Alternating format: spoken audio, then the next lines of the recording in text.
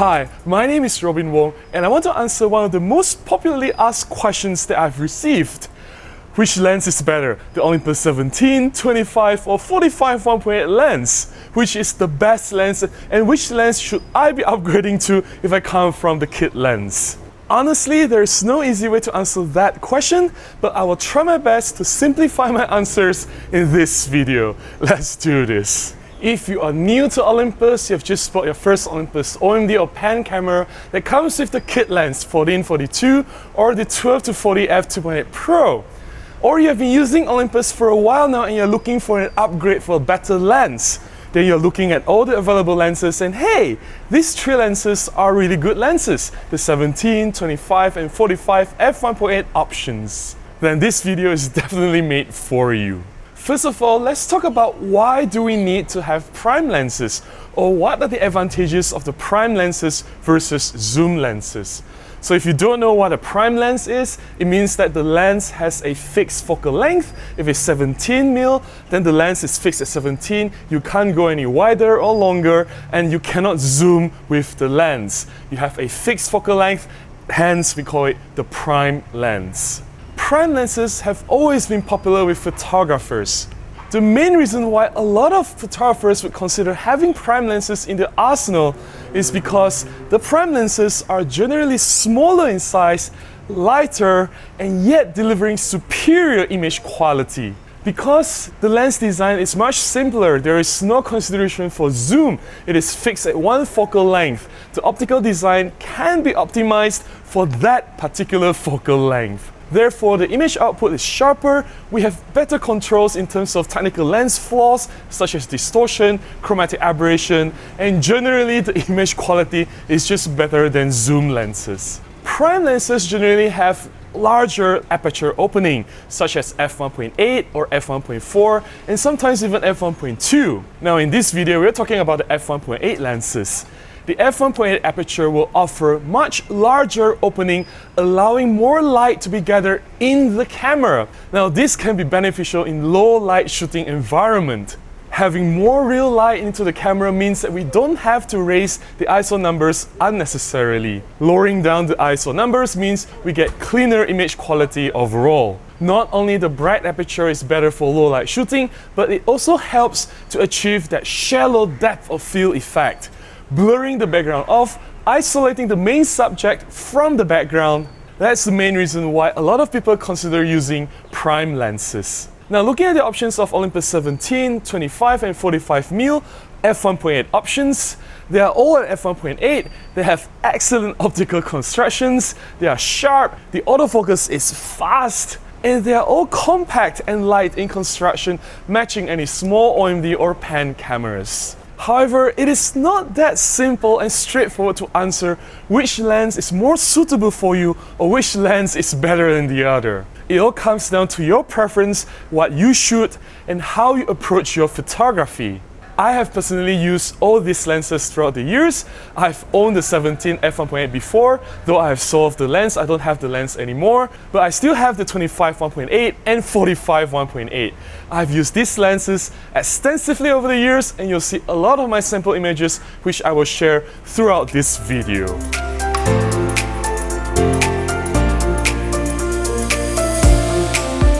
Let's get started with the 17 f1.8.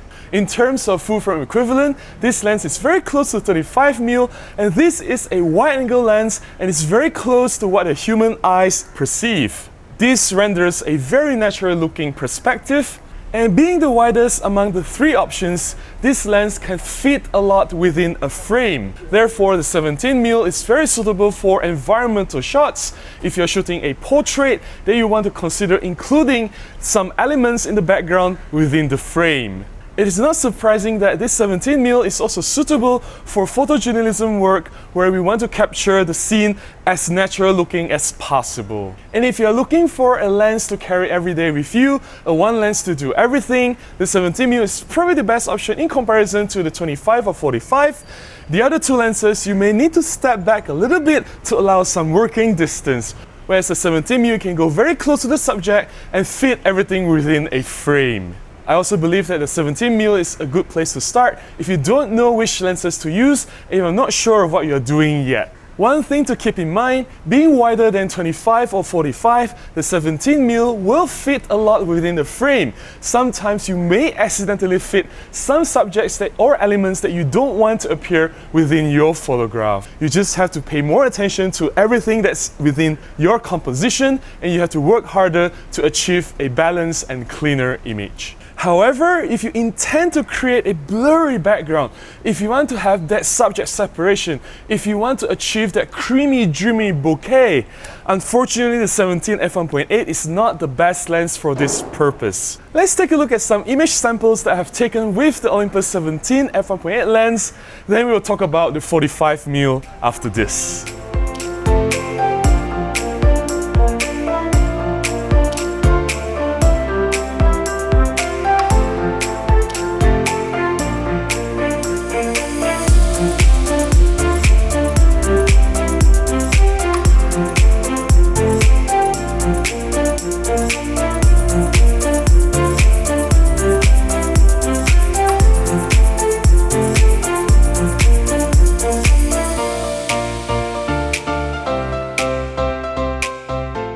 The Olympus 45mm f1.8 prime lens is a medium telephoto lens. In terms of full frame equivalent, it is 90mm. Being a medium telephoto lens, it provides a further reach and you can zoom into your subject, creating that much tighter framing. Therefore, the 45 and the 17mm are two drastically different lenses. Shooting with the 45mm, having that tighter perspective, it means that you have less background to work with. That also means that your composition will generally be cleaner and there's less background to deal with. Why would we want to use a longer focal length? Several years ago, I had the chance to meet the amazingly talented, international award-winning photographer Jerry Gionist.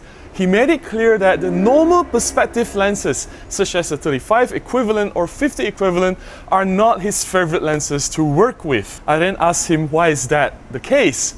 His answer was very straightforward. He told me that he preferred to work with exaggerated perspective, meaning that either he goes really wide using an ultra wide angle to frame his subjects, or he goes really long using medium telephoto or super telephoto lenses to have that super exaggerated perspective. It makes sense because, as I mentioned earlier when we were talking about the 17mm lens, it basically renders a very natural looking perspective very close to what our eyes see. If we don't want things to look natural, if we want to make it look more impactful, we want to have that wow factor, if you want it to look a bit unnatural and you want to create some tension in the photograph, then using a much longer lens such as the Olympus 45mm will achieve this effect. On the other hand, the main reason why I love the 45mm lens so much, especially when I shoot people, is the minimal perspective distortion. Perspective distortion happens when you go too close to the subject with a wide-angle lens.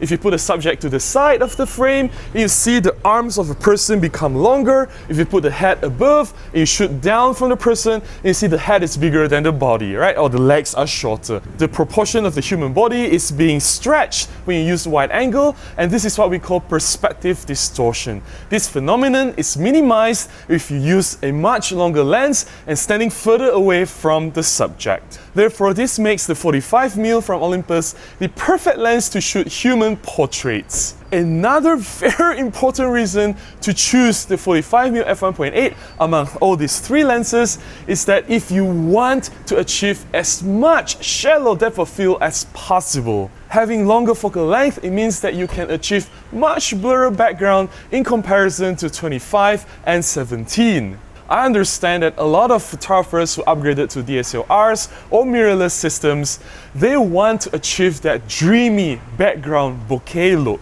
And if you truly want to have as much blur as possible among the three lenses, the 45mm is the one that can give you that much blur to work with. However, I also must warn you that using the 45mm is not easy.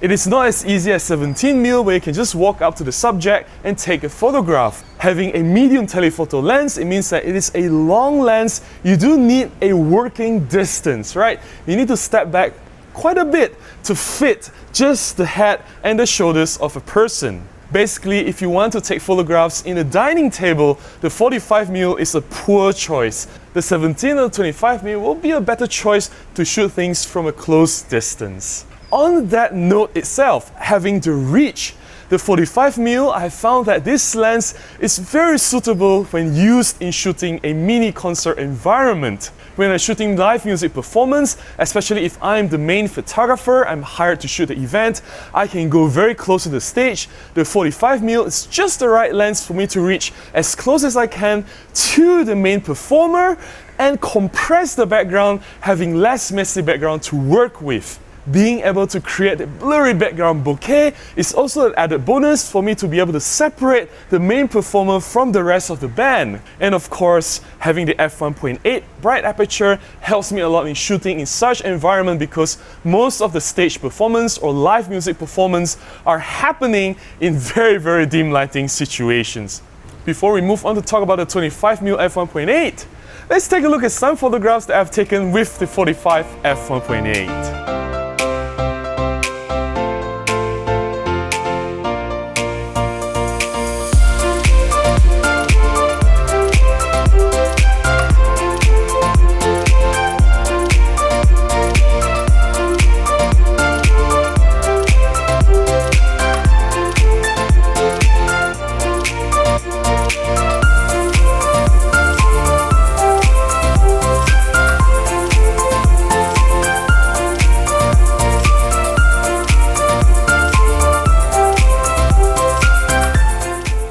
Finally, let's talk about the Olympus 25mm f1.8 lens.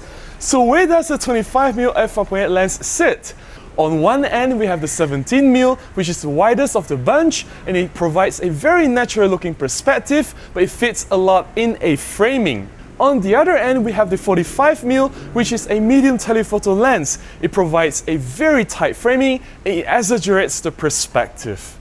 The 25mm sits right in the middle of the 17 and the 45. The 25mm is not too narrow, not too wide. It is wide enough to fit some shots in the background, and it is narrow enough that if you move close to your subject, you can still isolate the subject from the background.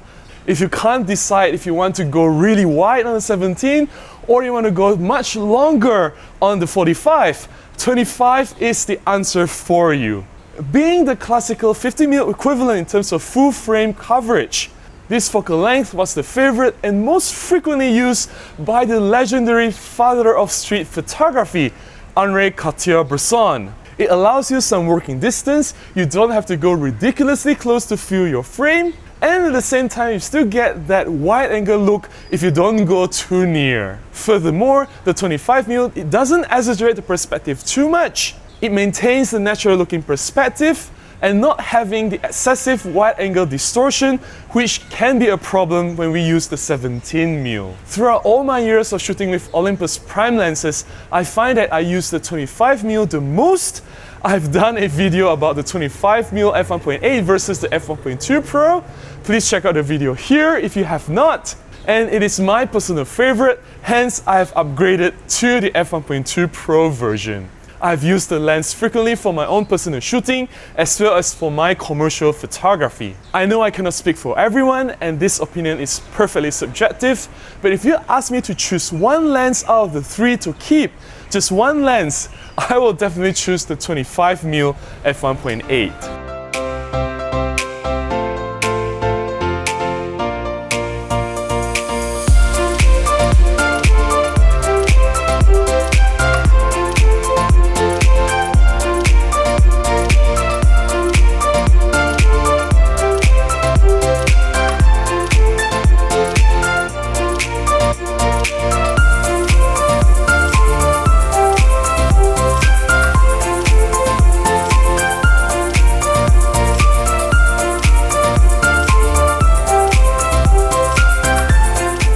I know that there are other Olympus prime lenses that I didn't talk about in this particular video. There is the Olympus 12mm f2 wide angle, and also there is the 60mm macro and the 75 f1.8.